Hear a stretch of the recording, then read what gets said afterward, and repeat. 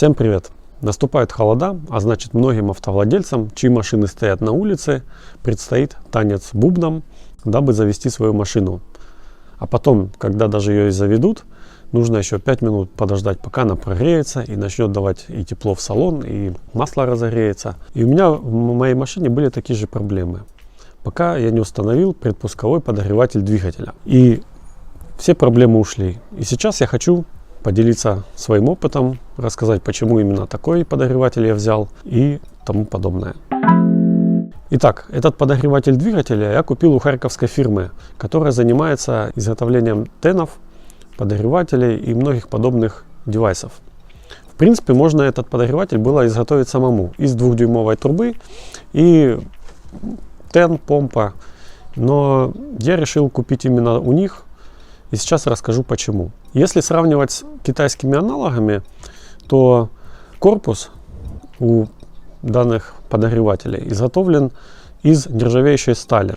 И это плюс, потому что китайцы ставят там алюминий, в лучшем случае это будет, если не силумин какой-нибудь печальный. И если делать самому с 2-дюймовой трубы, то есть тоже один минус. Это то, что сталь, она будет ржаветь и будет ржавчина по всему двигателю блуждать. И это не хорошо. Второе.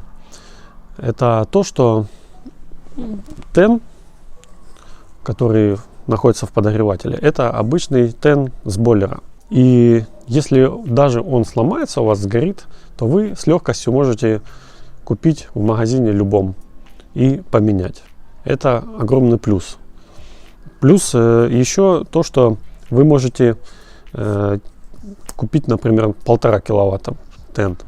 Потом вам не понравился или сильно мощный, или наоборот, вы можете взять, с легкостью выкрутить и поменять, не меняя всей конструкции.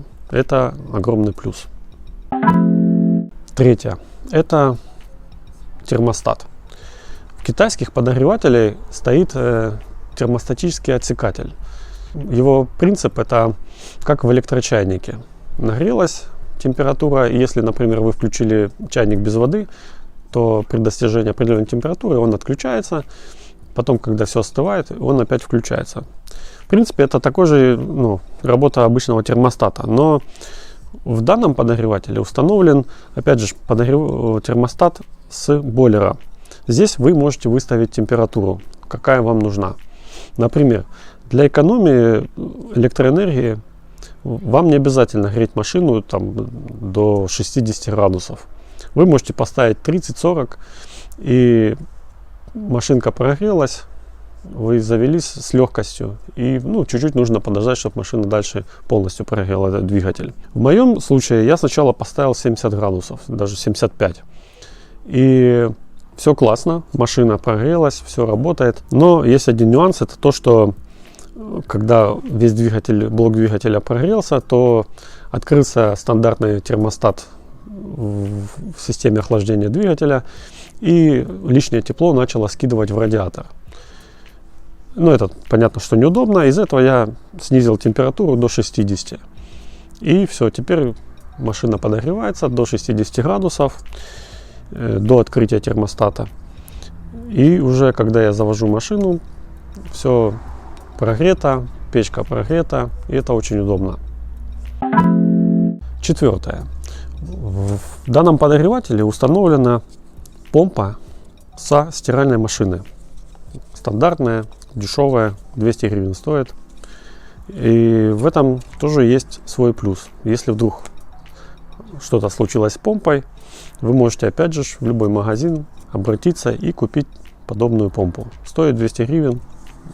Все классно. Сами можете поменять. С китайскими вариантами это будет, конечно, сложнее. Ее нужно где-то найти и тому подобное. Пятое. Это подключение к сети 220. У китайских подогревателей находится в комплекте идет вилка с кабелем 50 сантиметров.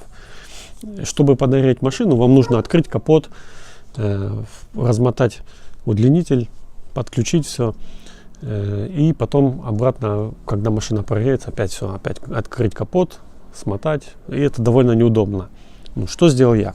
Я просто купил у китайцев 3 разъема, мама и папа, подключил вот в бампер, врезался, и у меня таких 3 разъема, 2 стоит стационарно, 1 на работе, 2 дома, и 3 вот у меня переносной. Что мне это дало? Первое, это то, что когда я подогреваю двигатель, мне не нужно открывать капот, и если машина стоит за двором где-то или на автостоянке, у вас никто не свистнет ваш аккумулятор. Просто вот вы подошли, подключили, и все. Довольно симпатично, удобно.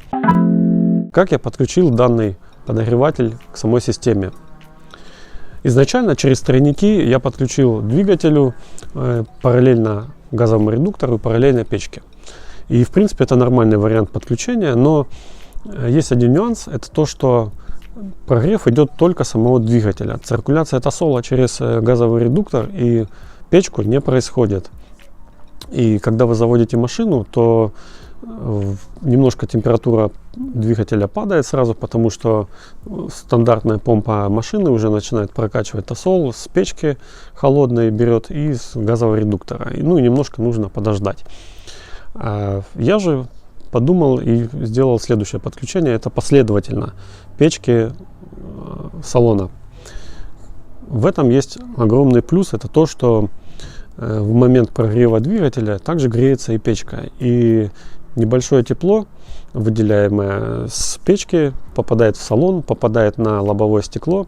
И тем самым, когда уже вы приходите, заводите машину, то включаете отопитель салона, у вас сразу поступает тепло в салон, плюс на лобовое стекло, оно уже оттаянное, снег, и это очень удобно. Но есть один нюанс, нужно всегда держать открытый кран самой печки салона, потому что если вдруг вы его закрыли и включили подогреватель, то никакой циркуляции не будет, и помпа будет работать на закрытую задвижку. Ну и это такой нюанс, который нужно учесть и не забывать. Ну, еще один небольшой такой лайфхак, это то, что я говорил, что я купил 3 разъема. Я подключил Wi-Fi реле фирмы Sonov TH16.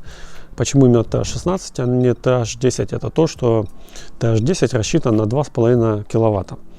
А зная китайцев, что они могут все преувеличивать, то лучше перестраховаться и поставить TH16. Он рассчитан на 3,5 киловатта. Далее, я взял данное реле с прошивкой Power R2.